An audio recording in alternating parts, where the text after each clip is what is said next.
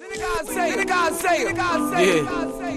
I know you know what this is. And I ain't talking about the beat neither. I'm talking about the rapper, nigga. Yeah, get it straight. When I say team, you say Fonte. You heard? Yeah.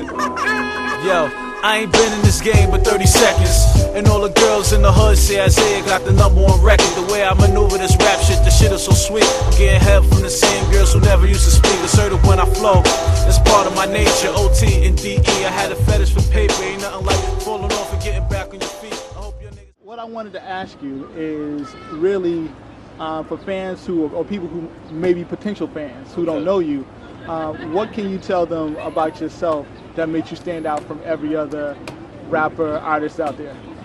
All right, well, for one, I'm the first artist, you know what I mean?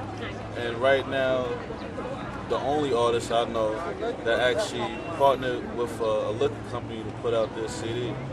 At one point I had it to where you go to the liquor store, anytime you buy a fifth or more of Hennessy, you get a free advance copy of my CD. And I know people in the hood, a lot of people everywhere have been drinking Hennessy for a long time and never got nothing back. So that feels good to say that I did that. I feel like that's a big accomplishment as far as hip hop goes and in my career. Now, did you do that as, just you going out to the local liquor companies, or did you approach Hennessy and say? Actually, I was at the right place at the right time. I went to a party with a friend, and I wound up I was in the VIP, and my man said, "Yo, there goes Mr. Hennessy." I said, "Oh yeah." He said, "No. His last name is Hennessy." I was like, "What?" I said, I approached him, and he was with it, man. He was feeling my energy, my vibe, and he was just like, "Yo, let's make something happen." So I just was blessed to be at the right place at the right time. And how many CDs do you think you put out on the streets from that relationship? From that relationship, it was over 10,000. It was basically just something promotional real quick, you know what I'm saying? In New York City liquor stores so that, people would get something back when they buy, a fifth of Hennessy or whatever. But I feel like it was definitely, like I said, pioneering. I tell everybody that, and it's like, "Wow, how'd you do that?" And I was just like, I thought about it. I said, "Yo, let's do it." More people thought like that. Well, if it was easy, everybody would do it. Let's put it that way. You definitely gotta be in the right circles, though. You definitely gotta be in the right circles. Speaking of that, it sounds like you surrounded yourself with some good people. I know you've been doing television recently. Yes. And you did movies too, right? Yeah. So tell me about first what you've been in that people may have saw you in, and then how that came about.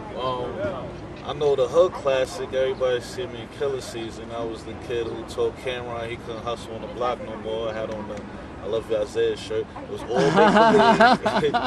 Just let you know, it was all make-believe. You know what I mean? You approach me in the street, I'm going to hit you for real. Just clear that up right now. That was one of the hood roles that I got a lot of good, publicity for. Currently, I have Law and Order SVU playing right now.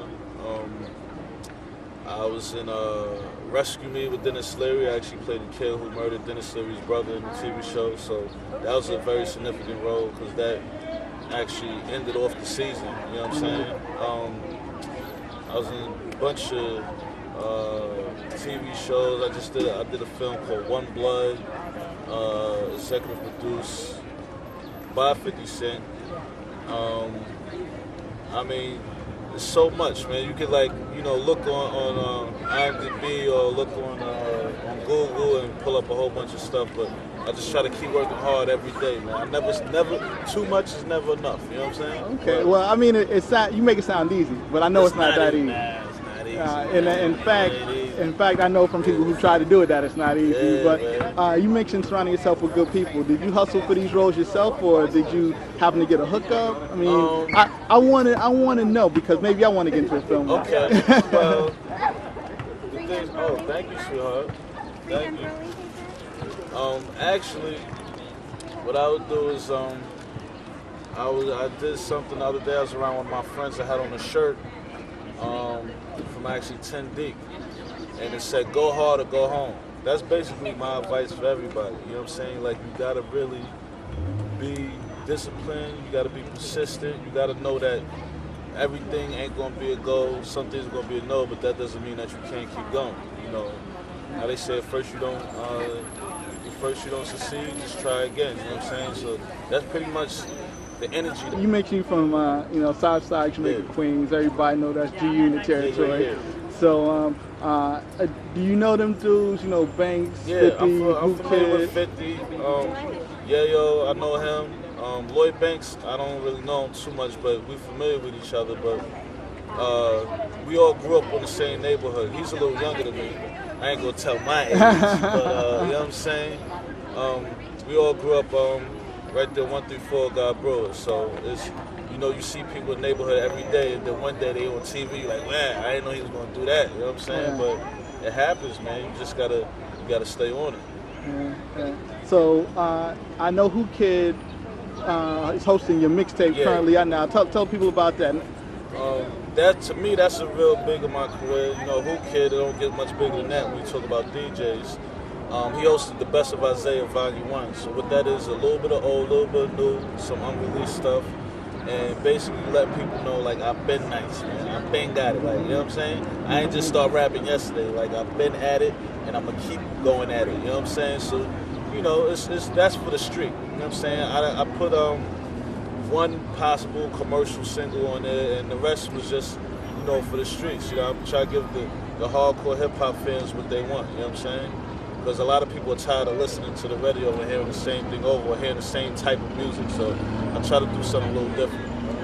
And how would you describe your music? You mentioned hardcore hip hop. Is it gangster rap? Is it more? If I had to put it in a genre, I would probably say reality rap. And the only reason I would define it as reality rap is because to me it's real, because I'm talking about my life. And then my life is good and bad. I mean, every day isn't good, every day isn't bad, but for me to make a whole album and everything is bad and angry, evil, to me, I feel that's fake. And then if you made an album and every day you eating ice cream and kissing girls, like, that's fake too. You know what I'm saying? So I feel like it's a mixture of the good and the bad, which to me creates that reality. I feel like if I had to put myself in a genre, I'd say it's reality. Now you have the ability to go either towards the acting, towards the music. Which way you leaning? Which is pulling you the hardest? Well, I'm getting pulled from every direction, but you know, people ask me all the time. I'm not going to choose one over the other. I'm going to keep doing both because I love it. I have a passion for it. So, you know, I'm going to keep going hard at both, and anything else that picks up my attention, I'm going to take a shot at that too. You know, I might do anything, try to come out with a new chewing gum, you know what I'm saying? A new kind of socks that keep your feet cool in the summer. You know what I'm saying? Like, it's endless possibilities. But, you know, I like the music. I like the acting. And I don't feel like I'm going to choose any one over the other. So basically, I'm two-timing. You know what I'm saying? Okay, no, I feel you. And as far as the future, I guess, where do you see yourself in 5 years? I mean, if you had the ideal scenario work out, everything fell into place. 5 years? Where are you in? I see me in 5 years. I see me real close to making $1 billion, man. You know, just to be honest with you. You know what I mean? I feel like I got that type of ambition. And, you know, some people say, like, yeah, you got $1 billion, you trying to make $1 billion in 5 years, that means you must have like 750 million right now. Like, actually, it doesn't really happen like that all the time. Like, you know, some people get the right ideas around the right people, and then instantly, that's how it happens. And that's what I'm gearing up for. That's what I'm lining up the dominoes for, so that everything can fall into place.